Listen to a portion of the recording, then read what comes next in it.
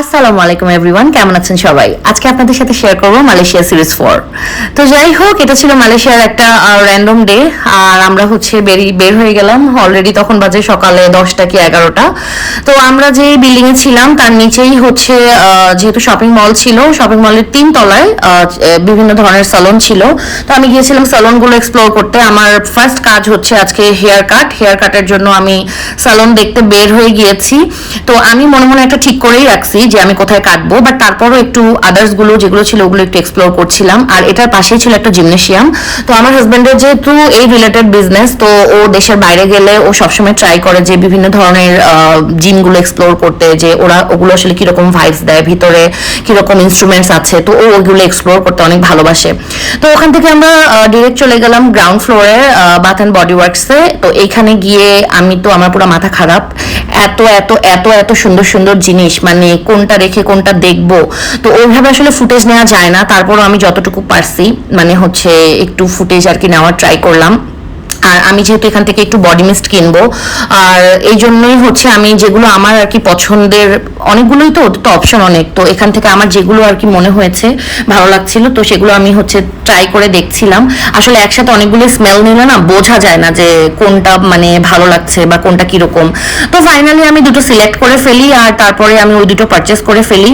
তো এখান থেকে হচ্ছে এই কেনাকাটা শেষ করে আমরা আরেকটা সুপার শপে যাই, আর ওইখানেও হচ্ছে আমরা টুকটাক কেনাকাটা করি। দেখেন ওদের এই শপিং ব্যাগটা এত সুন্দর, মানে আমার খুব ভালো লাগে, মানে থাকে না আই সুদিং অনেক। তো আমরা যখন এখানে গেলাম, এখানেও টুকটাক আমি কেনাকাটা করেছি, বডি স্ক্রাব, তারপরে ময়শ্চারাইজার, ফেস ওয়াশ, এগুলো কেনাকাটা করেছি। এত ফুটেজ নেওয়া যায় না এর ভেতর, কিন্তু আমি নিতে পারি নাই।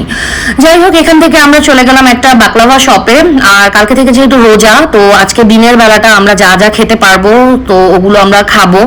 তো যাই হোক, এখানে হচ্ছে আমরা কিছু বাকলাভা নিয়ে নিলাম। আর যেহেতু আমরা প্রি অ্যানিভার্সারি ট্রিপে গিয়েছি, তো প্রি অ্যানিভার্সারি সেলিব্রেট করবো না তা তো হয় না, কারণ আমাদের খুব ইচ্ছা ছিল যে আমরা মালয়েশিয়াতে হচ্ছে টুইন টাওয়ারের সামনে কেক কাটবো। তো এখানে গিয়ে হচ্ছে আমরা অনেকগুলো কেক টেক দেখলাম। দেখার পরে আমরা এই যে কিউট সুন্দর একটা ফ্রুট কেক পারচেস করেছি।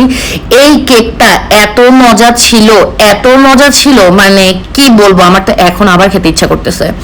তো যাই হোক, এখান থেকে আমরা চলে গেলাম হচ্ছে আবার টাইমস স্কোয়ারে। এখানে হচ্ছে আমি চুল কাটবো, কারণ যেখানে আমি চুল কাটতে চেয়েছিলাম ফিউশন, এখানে আমি একদিন গিয়ে ঘুরে আসছি, কারণ ওই দিন আমি অ্যাপয়েন্টমেন্ট পাই নাই, ওরা আমাকে অ্যাপয়েন্টমেন্ট দেয় নাই। তো ফাইনালি আমি ওই দিন অ্যাপয়েন্টমেন্ট নিতে পেরেছি, কারণ যেহেতু আমি সকাল সকাল গিয়েছিলাম।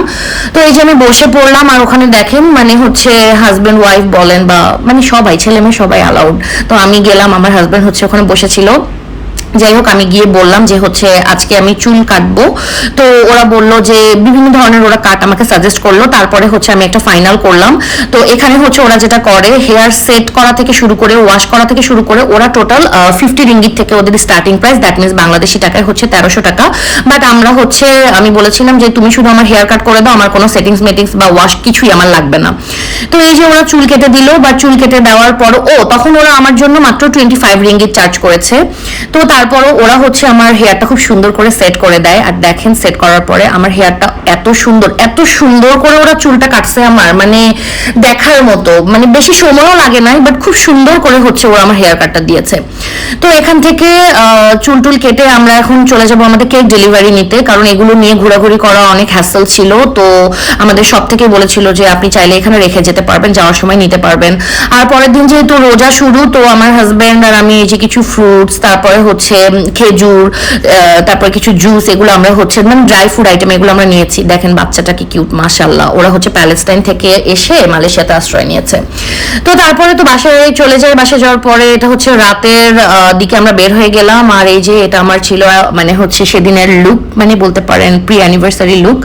যাই হোক, ওখান থেকে আমরা একটা গ্র্যাব নিলাম, গ্র্যাব নিয়ে আমরা চলে এসেছি সরাসরি টুইন টাওয়ারের সামনে। এইখানে আসলে বিশ্বাস করেন মনটা ভালো হয়ে যায়। আর এই জায়গাটা মানে এত সুন্দর লাগে, রাতের বেলা এত সুন্দর লাগে, মানে থাকে না যে চোখ জুড়াই যায় আর কি, এরকম এতটা ভালো লাগা কাজ করে। তো এখানে হচ্ছে সবাই ফটোশুট করে, আর ওইখানে ওদের হচ্ছে ফটোগ্রাফার থাকে অনেক, মানে চাইলে নিজেরাও ছবি তোলা যায়, আবার হচ্ছে ওদের দ্বারাও তুলে নেওয়া যায়। তো আমি চাচ্ছিলাম যে আমার পিকচার পারফেক্ট হতে হবে আর কি, তো আমি ওদের দ্বারাই কিছু ছবি তুলে নেই, কারণ ওরা হচ্ছে খুব ভালো করে অ্যাঙ্গেলগুলো বোঝে, মানে কোথা থেকে নিলে কি পরিমাণ আসবে, কিরকম ফ্রেম হবে, ফ্রেমিংটা ওরা খুব প্রপারলি বুঝে আর কি। তো এই দেখেন কত ঢং ঢাং, মানে কত কিছু যে শুরু হয়ে গেল। তো এই যে ফাইনালি ফটোশুট শেষ করে, যেহেতু অনেক রাত হয়ে যাচ্ছিল, আর অনেক রাত কি আর দিন কি, মানে মজা তো মজাই, তাই না? ঘুরতে গেলে তো ভালোই লাগে, আর এটা তো বাংলাদেশ না। যাই হোক, তো এখানে হচ্ছে এই যে দেখেন আমরা এখন কেক কাটবো। আমি ভাবছিলাম কেক কাটার কোনো ফুটেজ নাই, বাট কপাল ভালো যে হচ্ছে আমার ভাগ্নি ও কিছু ফুটেজ নিয়ে রাখছিল, তো ওগুলোই হচ্ছে আমি অ্যাড করে দিলাম। তো একে তো গরম, তার উপরে এই যে কত কিছু, শখের তো আর কোনো শেষ নাই। তো শুকুর আলহামদুলিল্লাহ, আল্লাহ আমাদের মনের ইচ্ছা পূরণ করছে যে টুইন টাওয়ারের সামনে অ্যানিভার্সারি সেলিব্রেট করব, তো সেটা করতে পেরেছি। এটা আমার একটা থাকে না, একটা উইশ, এটা আমার ছিল। তো যাই হোক, সেটা পূরণ হয়েছে। তো এখান থেকে হচ্ছে আমরা একটা সুপার শপে আবার চলে যাই, মানে ইউনিমার্ট টাইপের আর কি।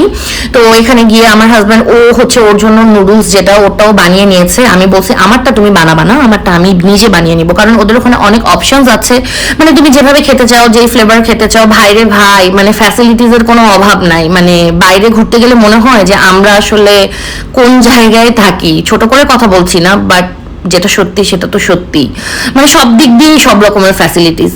তো এই তো এরপরে এখান থেকে আমরা চলে যাই সরাসরি আমাদের বাসায়। বাসায় যাওয়ার আগে আমরা হালকা পাতলা একটু ডিনার করি, বাট ওই ফুটেজ নেওয়া হয় না, কারণ আমার ফোনে চার্জ ছিল না। আর এটা হচ্ছে ভোর রাত, তখন বাজে অলরেডি 5টা, আর ওখানে সেরি শেষ সময় ছিল হচ্ছে মনে হয় 6টা কি 6:30 এরকম, যেহেতু 2 আওয়ার্সের একটা ডিফারেন্স আছে। তো আমরা মালয়েশিয়াতে যে কয়দিন ছিলাম, আমরা হচ্ছে এই হোটেলটাতেই, মানে এটা বাঙালি হোটেল, এখানেই আমরা খাওয়া দাওয়া করেছি প্রতি বেলায়, মানে যেইটুকু সময় আমরা আর কি এই এলাকার মধ্যে ছিলাম। আর যখন আমরা বাইরে ঘুরতে গিয়েছি, তখন তো যেসব জায়গায় গিয়েছি সেসব জায়গায় খাবার খেয়েছি। খাবারগুলা দেখেন, মানে এত ফ্রেশ খাবার, এত মজার খাবার, আমার না মনেই হয় নাই, আমি যে কয়দিন ছিলাম আমার মনেই হয় নাই যে আমি বাইরে আসছি, বা হচ্ছে মানে একদম বাসার খাবারের মতো। প্রত্যেকটা খাবার অনেক মজা ছিল।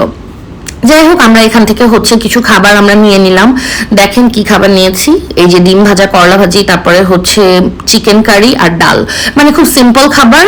আর হচ্ছে ওদের রাইসটা নিয়ে আমার একটু প্রবলেম ছিল, মানে চালটা একটু কেমন টাইপের যেন, বাট আমি ওকে, আমার এগুলোতে আসলে কোনো প্রবলেম হয় না। যাই হোক, সেহরি শেষ করে আমরা ভাবলাম যে একটু নিচে বসে কতক্ষণ একটু আড্ডা দেই। তো পরে আমি আর আমার জামাই একটু বসলাম, দেখি কি আমাদের বাংলাদেশে যেমন মেলা হয় না বিভিন্ন ইয়েতে, কনভেনশনে বলেন বা বিভিন্ন জায়গায় অনেক মেলা হয় না, তো ওইখানেও কিন্তু ফারেনহাইটের নিচে এরকম মেলা সব সময় হয়। আর ওরা কি সুন্দর করে যে ডেকোরেট করে, দেখার মতো। সো এই তো এগুলো দেখা শেষ করে আমরা আবার আমাদের বাসায় চলে যাই, কারণ তখন ফজরের ওয়াক্ত হয়ে গেছে already. And thanks for watching, tata.